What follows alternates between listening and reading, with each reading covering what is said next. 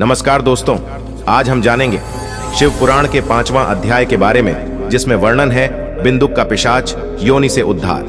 दोस्तों, सूत जी बोले, शौनक, एक दिन चंचुला आनंद में मग्न उमा देवी के पास गई और दोनों हाथ जोड़कर उनकी स्तुति करने लगी। चंचुला बोली, हे गिरिराज नंदिनी, स्कंद माता उमा, आप सभी मनुष्यों एवं देवताओं द्वारा पूज्य तथा समस्त सुखों को देने वाली हैं। आप शंभु प्रिया हैं, आप ही सगुणा और निर्गुणा हैं। है सच्चिदानंद स्वरूपिणी, आप ही प्रकृति की पोषक हैं। हे माता, आप ही संसार की सृष्टि, पालन और संहार करने वाली हैं। आप ही ब्रह्मा, विष्णु और महेश को उत्तम प्रतिष्ठा देने वाली परम शक्ति हैं। सूत जी कहते हैं, शौनक, सद्गति प्राप्त चंचुला इस प्रकार देवी की स्तुति कर शांत हो गई। उसकी आंखों में प्रेम के आंसू उमड़ आए। तब शंकर प्रिया भक्तवत्सला उमा देवी ने बड़े प्रेम से चंचुला को चुप कराते हुए कहा, सखी चंचुला, मैं तुम्हारी स्तुति से प्रसन्न हूं। बोली, क्या वर मांगती हो? चंचुला बोली, हे गिरिराज कुमारी, मेरे पति बिंदुक इस समय कहाँ हैं? उनकी कैसी गति हुई है? मुझे बताइए और कुछ ऐसा उपाय कीजिए ताकि हम फिर से मिल सकें। हे महादेवी, मेरे पति एक शूद्र जाति वेश्या के प्रति आसक्त थे और पाप में ही डूबे रहते थे। गिरिजा बोली, बेटी, तुम्हारा पति बिंदुक बड़ा पापी था, उसका अंत बड़ा भयानक हुआ। वेश्या का उपभोग करने के कारण वह मूर्ख नरक में अनेक वर्षों तक अनेक प्रकार के दुख भोग कर अब शेष पाप को भोगने के लिए विंध्य पर्वत पर पिशाच की योनि में रह रहा है। वह दुष्ट वहीं वायु पीकर रहता है और सब प्रकार के कष्ट सहता है। सूत जी कहते हैं, शौनका गौरी देवी की यह बात सुनकर चंचुला अत्यंत दुखी हो गई। फिर मन को किसी तरह स्थिर करती हुई दुखी हृदय से मां गौरी से उसने एक बार फिर पूछा, हे महादेवी, मुझ पर कृपा कीजिए और मेरे पापी पति का अब उद्धार कर दीजिए। कृपा करके मुझे वह उपाय बताइए जिससे मेरे पति को उत्तम गति प्राप्त हो सके। गौरी देवी ने कहा, यदि तुम्हारा पति बिंदुक शिव पुराण की पुण्यमयी उत्तम कथा सुने तो वह इस दुर्गति को पार करके उत्तम गति का भागी हो सकता है। अमृत के समान मधुर गौरी देवी का यह वचन सुनकर चंचुला ने दोनों हाथ जोड़कर मस्तक झुकाकर उन्हें बारंबार प्रणाम किया तथा प्रार्थना की कि मेरे पति को शिव पुराण सुनाने की व्यवस्था कीजिए। ब्राह्मण पत्नी चंचुला के बार बार प्रार्थना करने पर शिवप्रिया गौरी देवी ने भगवान शिव की महिमा का गान करने वाले गंधर्व राज तुम्बुरो को बुलाकर कहा, तुम्बुरो, तुम्हारी भगवान शिव में प्रीति है। तुम मेरे मन की सभी बातें जानकर मेरे कार्यों को सिद्ध करते हो। तुम मेरी इस सखी के साथ विंध्य पर जाओ। वहां एक महाघोर और भयंकर पिशाच रहता है।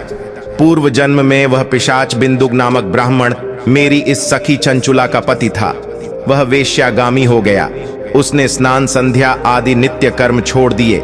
क्रोध के कारण उसकी बुद्धि भ्रष्ट हो गई। दुर्जनों से उसकी मित्रता तथा सज्जनों से द्वेष बढ़ गया था।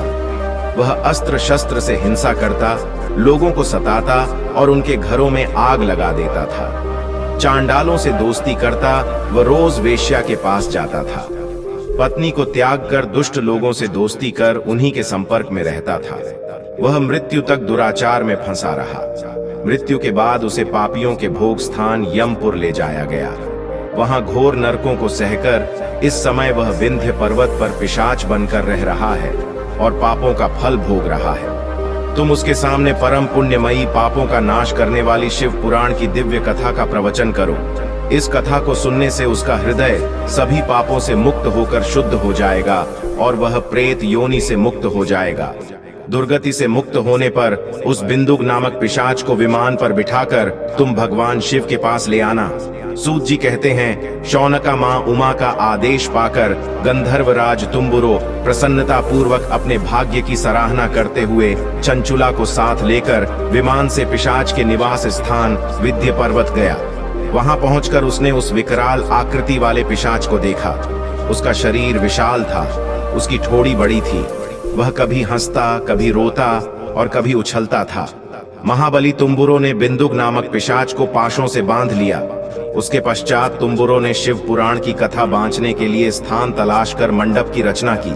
शीघ्र ही इस बात का पता लोगों को चल गया कि एक पिशाच के उद्धार हेतु देवी पार्वती की आज्ञा से तुम्बुरो शिव पुराण की अमृत कथा सुनाने विंध्य पर्वत पर आया है।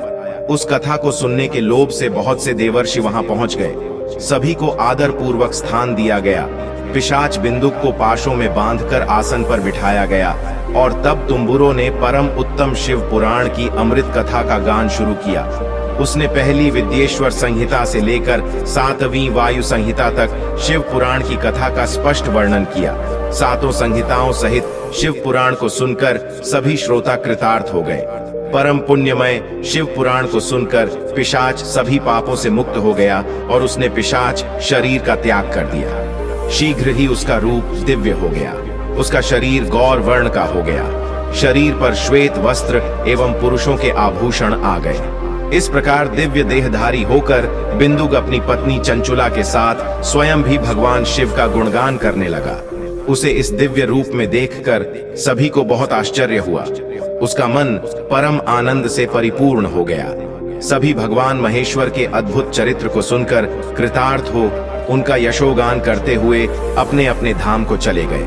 बिंदुक अपनी पत्नी चंचुला के साथ विमान में बैठकर शिवपुरी की ओर चल दिया। महेश्वर के गुणों का गान करता हुआ बिंदुक अपनी पत्नी चंचुला व तुम्बुरों के साथ शीघ्र ही शिवधाम पहुंच गया। भगवान शिव व देवी पार्वती ने उसे अपना पार्षद बना लिया। दोनों पति पत्नी सुखपूर्वक भगवान महेश्वर एवं देवी गौरी के श्री चरणों में अविचल निवास पाकर धन्य हो गए। तो दोस्तों, कथा में अंत तक बने रहने के लिए धन्यवाद।